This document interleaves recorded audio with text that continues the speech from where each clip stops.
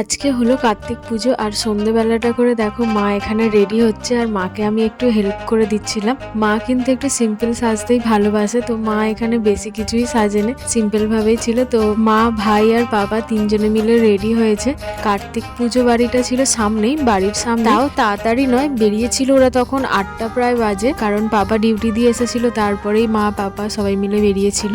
আর এখানে ওরা রেডি হয়ে এখানে পাপা বলছিল যে তিনজনের ফটো তুলে দিতে, তো ঘরের মধ্যে এখানে সব ফটো তোলা হচ্ছিল। তারপরে ওরা যেহেতু বেরিয়ে যাবে তিনজনেই, আর আমি রাত্রিরে একা থাকবো বলে তাই এখানে বাবাইকে আমি ডেকেছিলাম। ও ডিউটি দিয়ে একেবারে আমাদের বাড়িতেই এসেছিল, যতক্ষণ না মায়েরা আসে ততক্ষণ আর কি থাকবে বলে। তো মায়েরা এখন বেরিয়ে গেল, আর নেমন্তন্নটা কিন্তু আমাদেরও ছিল, কিন্তু আমার যেহেতু এখন এইরকম অবস্থা তাই আমি যাব না।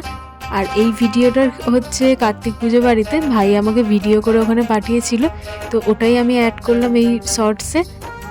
আর মায়েরা যখন এলো তখন বাজে রাত্রির ঠিক 10টা। তো মার পাপা আসতে তারপরে ও এখানে চলে যাচ্ছে। পাপা আমি বাইরে দাঁড়িয়েছিলাম, তো ও যেহেতু চলে গেল।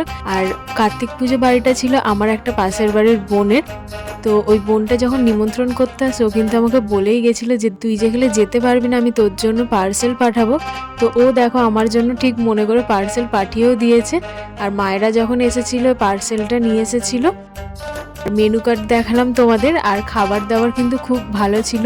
কার্তিক পুজো বাড়ি যেতে পারি না পারি, কার্তিকের খাবার কিন্তু আমি ঠিক ঘরে বসেই খেয়ে নিচ্ছি।